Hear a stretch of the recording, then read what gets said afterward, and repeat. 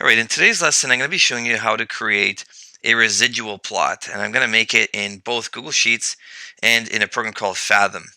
So the one I'm going to be doing is actually out of the data management textbook, and it's going to be page 405, and it's your turn. So I'm going to create a table, so even if you don't have it in front, you can just create the same table as me. So I'm going to say advertising, and this is in minutes.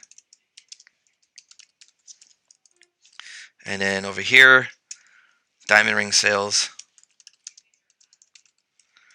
and this would be in thousands of dollars. Okay, and I'm going to type these numbers in. So 7, 12, 20, 32, 22, 18, 26. So when there's 7 minutes of advertising, we're going to get 1.6 for ring sales. The next one will be 4.4, 7.9, 10.6, 6.0, 14.7, and 7.6. Okay.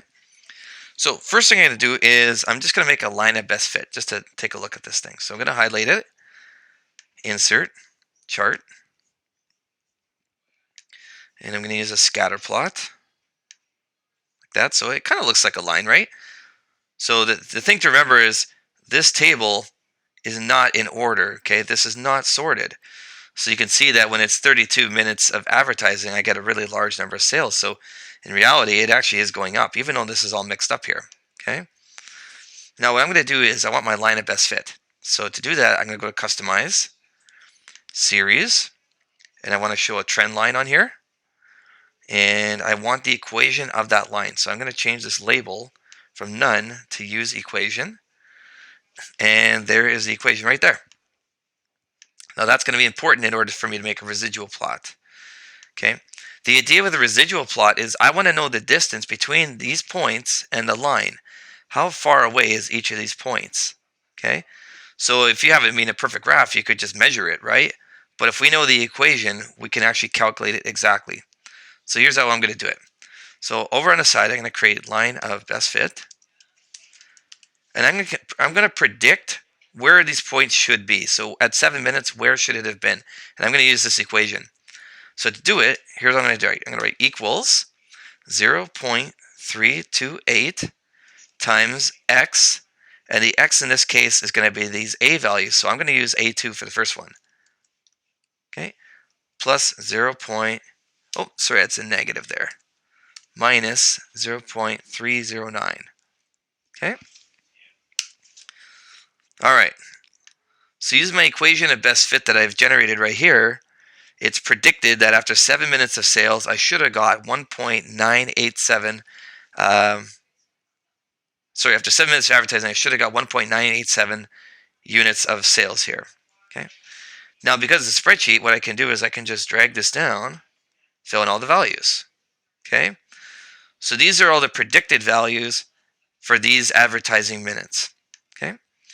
Now to get the residual, what I'm going to do is basically subtract this thing minus this thing. Okay.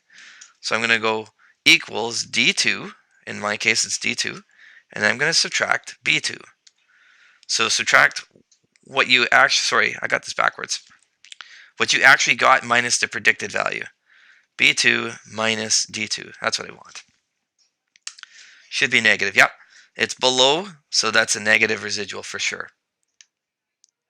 Okay. And some things are higher. Like at 20 minutes, we got a 7.9.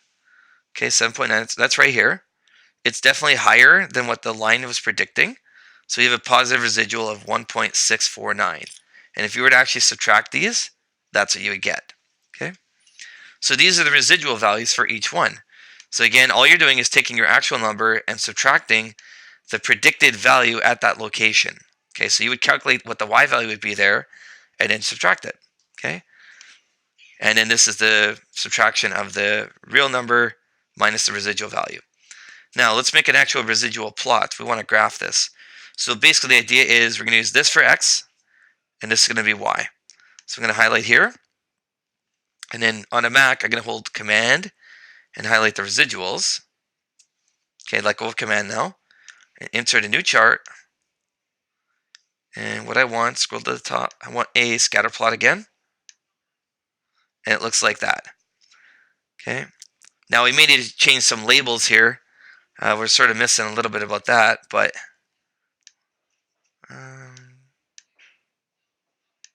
that didn't really help. Yeah, I'd have to change the labels for sure.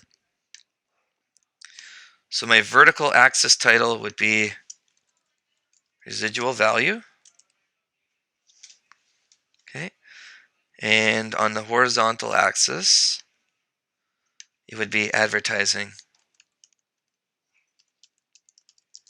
in minutes.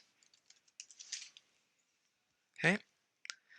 And that would be it. There's my residual plot. Okay, so I'm just going to sort of make some room and sort of spread these out a bit so I can see everything.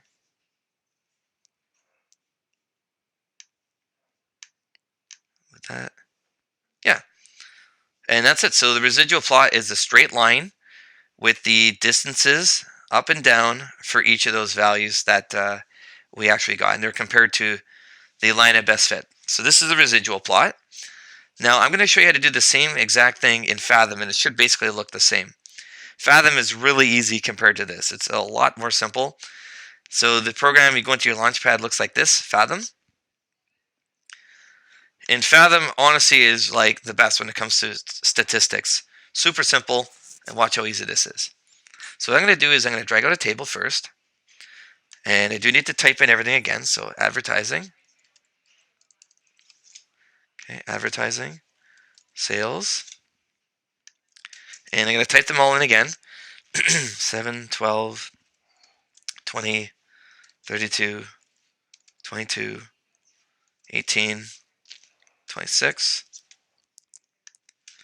Sales 1.6, 4.4, 7.9, 10.6, 6.0, 4.7, 7.6. Okay. So I've got my table now. What I'm going to do is make a graph with that. So I'm going to pull a graph out, and it's blank. And the idea here is I'm going to take this, pull that to the X. Okay, that's the X value. The sales will be the Y, so I'm going to pull that onto the Y. Okay, so we get this. Now we need to get a line of best fit. To do that, I'm going to right click and look for a least squares line. Boom, there you go. There's our equation. Now the equation is going to be a bit different than what Google had given me. The only reason is with Google, it put it as sort of like y equals mx plus b format. It's the same here, except sales is the y and advertising is the x. Okay, so it's the exact same equation. You just have to remember, though, that sales was the y values and advertising was the x values. So it's y equals 0.328 x minus 0.31. So it's the exact same equation, which is awesome. Okay, now what I want to do is get my residual plot. So to do it in Fathom, really, really easy. Right click again. Okay, make residual plot. There we go, done. So residual plot is at the bottom. And it should look pretty similar. Let's hope that it looks similar. If I shrink this so it kind of looks like the same kind of scale.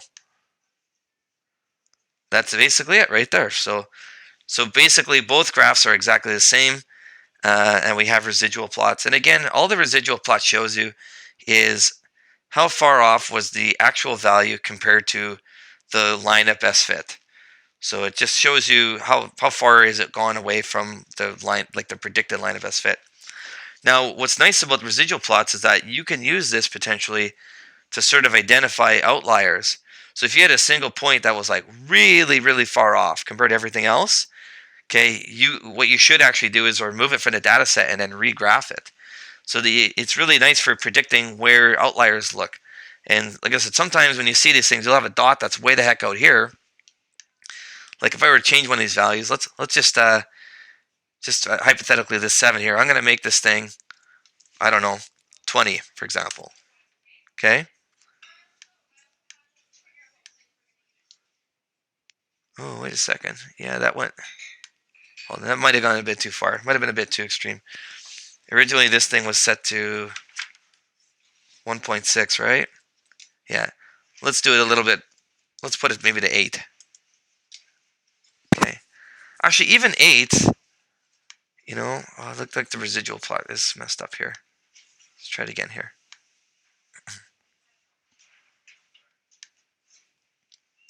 Even that's still really not a far off thing because it's shifting everything, right? Let's just try 12 maybe. Okay, that one looks a bit off now. Okay. So in the residual plot, you can see this point is pretty high compared to everything else.